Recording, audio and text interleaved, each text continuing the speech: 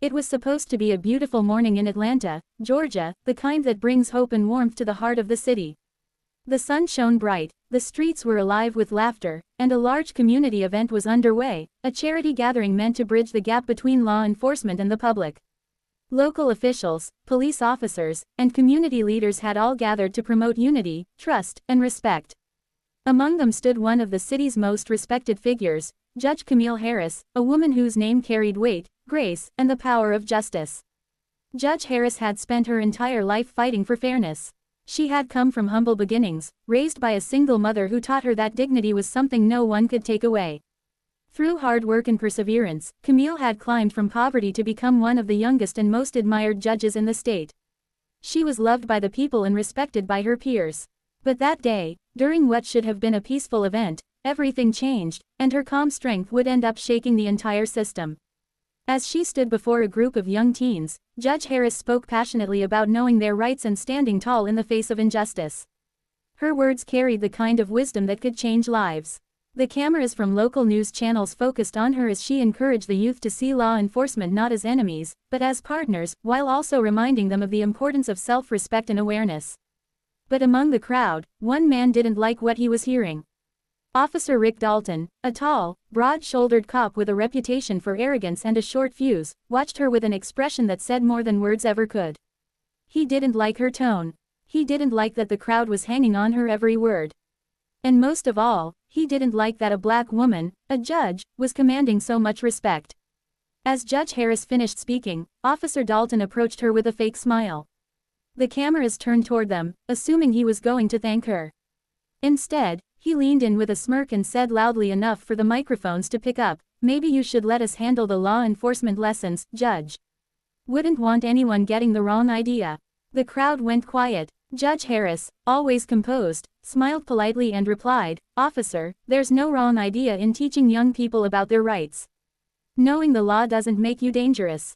It makes you empowered." That simple, confident response was enough to ignite his temper. The tension was thick. People shifted uncomfortably, sensing something was off.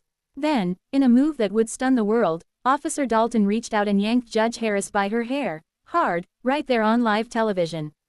Gasps filled the air. The cameras zoomed in as she stumbled forward, her robe twisting, her face momentarily shocked. A child in the front row screamed. The news reporter covering the event dropped her microphone. The world had just witnessed a police officer assault a black female judge, an act so outrageous it left everyone frozen. "Did he just?" someone in the crowd shouted. Security officers rushed in and pulled Dalton away, but the damage was done. The video footage spread faster than wildfire. Within minutes, clips of the assault flooded social media, and hashtags like #Justice for Judge Harris and #EndPoliceAbuse began trending across the nation. But while chaos erupted online, Judge Harris remained calm. She straightened her robe, fixed her hair, and stared directly into the nearest camera. Her voice was steady, strong, and cutting. "You just made the biggest mistake of your career," she said before walking off the stage without another word. The clip of that moment became iconic. Millions of people replayed it, stunned by her composure. While most would have screamed or broken down, she stood tall, a symbol of unshakable dignity in the face of blatant disrespect. By evening, the entire city was in an uproar. News outlets demanded answers. The police department issued a vague statement saying the incident was under review. Protesters gathered outside City Hall holding signs that read, "Respect Black women," and "Accountability now." Meanwhile, in the privacy of her office, Judge Harris sat quietly, sipping tea as her assistant nervously asked, "Ma'am, the governor is on the line. He wants to talk." Judge Harris shook her head. "Not yet," she said softly. "There's someone else I need to call first." She picked up her phone and dialed a private number, one known only to a few powerful people. The call lasted just 2 minutes. No shouting, no anger, just calm, deliberate words. When she hung up, she simply said, "It's done." The next morning, Atlanta woke up to breaking news. The police department announced that Officer Rick Dalton had been placed on immediate unpaid suspension pending investigation. The chief of police looked visibly shaken during the press conference. He refused to answer questions, but reporters could tell something bigger was happening behind the scenes. It turned out that Judge Harris' phone call had been to Attorney General Marcus Bell, one of the most influential figures in the state, and an old friend who owed her a favor. Within 48 hours, a full investigation was launched. The city's mayor, the district attorney, and the governor all released statements condemning Dalton's behavior. Then, in a shocking twist, the Attorney General's office announced that Dalton would face criminal charges for assault and abuse of power. As the days passed, the video of the incident continued to dominate headlines. Talk shows debated it. Civil rights organizations rallied behind Judge Harris. Public opinion was overwhelmingly against Dalton, who went from being a decorated officer to a national disgrace. When the trial began, the courtroom was packed. Cameras lined the walls. Every seat was filled. The irony wasn't lost on anyone. The same judge he'd assaulted was now sitting behind the bench, presiding over the proceedings. Dalton looked broken. The arrogance was gone. His once confident posture was replaced with nervous glances and shaky hands. "Officer Dalton," Judge Harris began, her voice calm but commanding, "you stand accused of assault and misconduct under color of law. Do you have anything to say before this court delivers its verdict?" He hesitated, then muttered, "Your Honor, it was an accident." "I didn't mean," she interrupted, her tone sharper now. "No, officer, it wasn't an accident. It was arrogance. It was entitlement. And it was violence against the very justice you swore to protect." The room fell silent. She continued, "You believed that your badge gave you power over people, that your authority allowed you to humiliate and control others.